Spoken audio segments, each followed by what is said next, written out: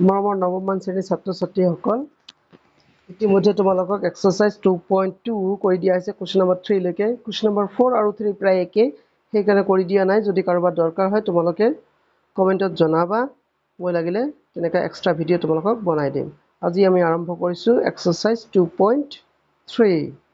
আচ্ছা, ইয়াত কি কৈছে তোমালোকৰ, এই বহুপদক তলৰ বহুপদৰে হৰণ কৰিলে পোৱা ভাগশেষ নিৰ্ণয় কৰা। ইয়াত কোনো নিৰ্দিষ্ট নিয়ম দিয়া নাই, গতিকে আমি ৰিমাইণ্ডাৰ থিয়ৰেম যিটো আছে সেইটোৱেদি আমি এই কামটো কৰিম বাৰু। আচ্ছা, কি আছিলে তোমালোকৰ 1 নম্বৰত দিয়া আছে কুৱেশ্যন নম্বৰ 1 আছে নহয়। 1ত কি দিয়া আছে তোমালোকৰ, যে যিহেতু x+1 প্ৰদত্ত বহুপদৰ এটা উৎপাদক হ'ব পাৰে, গতিকে আমি লিখিব পাৰোঁ x = 0, which implies x = -1। তেনেহ'লে xৰ মান কিমান হ'ল, -1। তাৰপিছত তোমালোকে লিখিবা, ধৰা হ'ল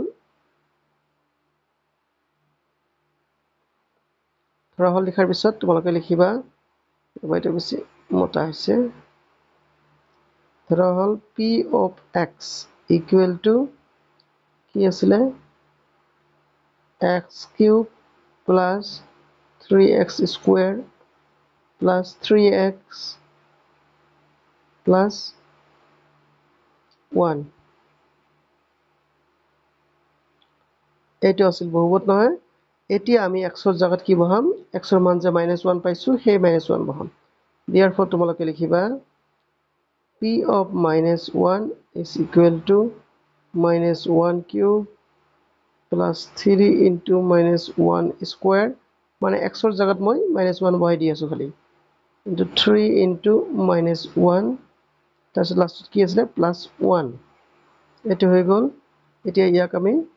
সলভ কৰিম। is equal to -1ৰ কিউব কৰিলে কিমান হ'ব, -1, আৰু ইফালে +3। আচ্ছা, -1² কৰিলে তোমালোকৰ 1 হ'ব, 1 × 3, 3 হ'ব, ইফালে প্লাছ ইনটু মাইনাছ মাইনাছ, 3 1 জাৰ 3, হয়, তাৰপিছত +1। এতিয়া তোমালোকে লক্ষ্য কৰিব পাৰিছা কি হ'ব, ইয়াত +3 - 3 কাটিলা, -1 +1 কাটিলা, তেনেহ'লে 0 হৈ গ'ল,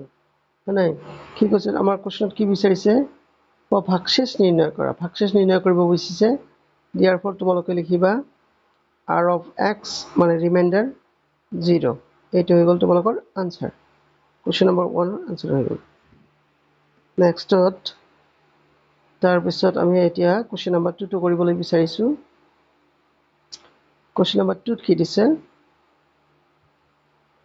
আচ্ছা, x - 1 তোমালোকে ডাইৰেক্ট লিখিবা 2D, x - ½ আছে নহয়, x - ½ = 0 হ'লে আমি কি লিখিব পাৰোঁ, xৰ মান আধা লিখিব পাৰোঁ, হাফ, নহয়নে। তাৰপিছত তোমালোকে ডাইৰেক্ট লিখিবা এইবাৰ p of, আগতে p বুলি ধৰি লোৱা হৈছে, px বুলি ধৰি লোৱা হৈছে, সেইকাৰণে মই ডাইৰেক্ট কৰিছোঁ p of ½ = আমাৰ কি আছিলে, xৰ জাগাত x³ আছিলে, হয় না। তেনেহ'লে 1/2³ লিখিলা, তাৰপিছত প্লাছ আছিলে মাইনাছ, +3x², 3x² মানে 1/2 তাৰে স্কুৱেৰ, +3x, x - ½ মানে +1, ঠিক আছে, 1/8 প্লাছ এইটো কিমান হ'ব, তোমালোকে 2ৰ কিউব কৰিলে কিন্তু 8 হয়, সেইটো কৈ দিছোঁ। তাৰপিছত ইয়াত তোমালোকে আৰু ভৰাই দিছোঁ, 1ৰ স্কুৱেৰ কৰিলে 1, 2ৰ স্কুৱেৰ কৰিলে 4, তাৰপিছত 3 × 3, 3 2 তলতে থাকিল, +1। আৰু নেক্সট লাইন তোমালোকে কৰিব বিচাৰিছিলে, কৰিব পাৰা 1/8 প্লাছ 3 × 3, 3/4 প্লাছ এইটো 3/2 প্লাছ 1। নেক্সট তোমালোকে কৰিবা কি, ইকুৱেল টু দি দিয়াৰ পিছত ইয়াত লসাগু উলিয়াব লাগিব। 4, 8 আৰু 2ৰ লসাগু নিশ্চয় 8 হ'ব। ইয়াত হ'ব 1 ইয়াত হ'ব 3 ইয়াত হ'ব অশেত্ৰবা 4 দি তোমালোকে হৰণ কৰি কিমান হ'ব দুবাৰ যাব 2 3 গুণ তেনেহলে ইয়াত তোমালোকে লিখিবা 6 তাৰপিছত প্লাস দিলা 2 দি ইয়াক হৰণ কৰি 4 বাৰ যাব 4 দি 3 3 4 গুণ 12 না প্লাস এই সিধাই 8 গুণ 8 তেনেহলে কিমান ৰিজাল্ট হ'ব ইয়াত ইফালে 8 আৰু 12 20 20 আৰু 7 27 27 তলত 8 এইটো হ'ব তোমালোকৰ ৰিমাইন্ডাৰ আনসাৰ তোমালোকে rx = 27/8 লিখিলে বেছি ভাল হ'ব এনেকৈ লিখিবা তাৰ পিছৰ কোশ্চেনটো কি আছিল x আচ্ছা এইবাৰ তোমালোকক মাত্ৰ x দিছে আচ্ছা x যেতিয়া ইয়াৰ কি হ'ব উৎপাদক হয় তেনেকৈ x দি তোমালোকে হৰণ কৰিবা x দি হৰণ কৰিলে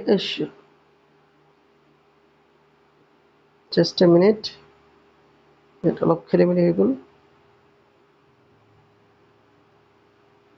ইয়াত তোমালোকক x দিছে x যেতিয়া দিব তোমালোক কি কৰিব লাগিব মই দেখাই দিছো ৰবা x দিলে আচ্ছা তোমালোকৰ কোনটো আছিল বাৰু ৰবা মই দেখাই দিছো তাৰ নেকি x নহয় না এবাৰ আছে আমাৰকৰ মাত্ৰ x তাৰ আগতে মই এখিনি ছাপা কৰি লৈছো ৰবা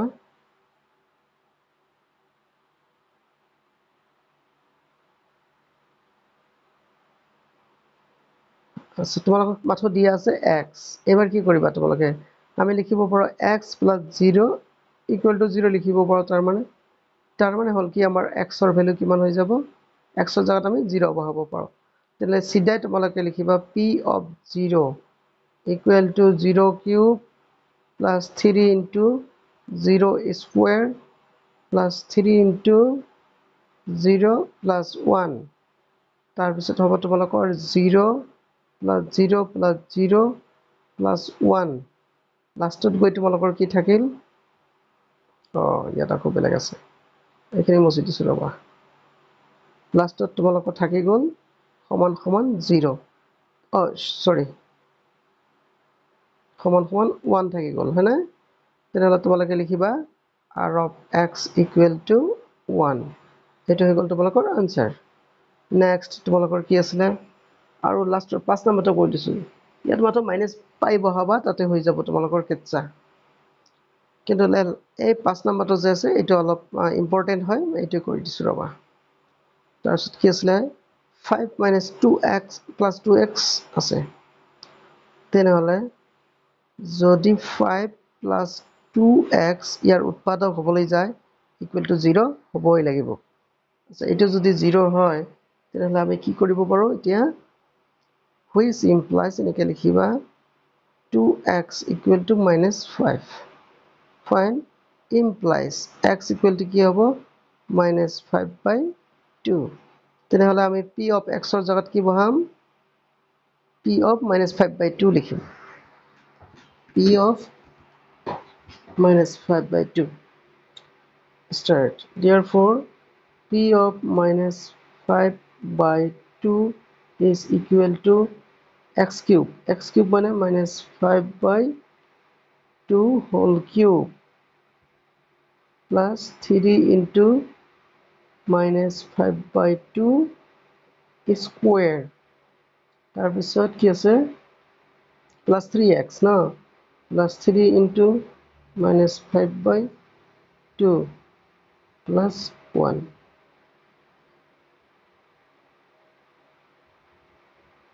equal to -125/8 আচ্ছা তাৰপিছত প্লাস এটা 3 কিন্তু মাইনাসৰ স্কয়াৰ কৰিলে প্লাস হয় 5 ৰ স্কয়াৰ কৰিলে 25 হ'ব আৰু ইয়াত হ'ব 4 ইয়াৰ প্লাস ইনটু মাইনাস মাইনাস 3 5 গুণ 15 তলত 2 তাৰপিছত প্লাস 1 মানে এইবাৰ তোমালোকে কৰিবা কি লসাগু উলিয়াবা লসাগু কিমান হ'ব 8 ইয়াত হ'ব -125 ইয়াত কেইবাৰ যাব নিশ্চয় দুইবাৰ যাব 2 25 50 3 50 150 150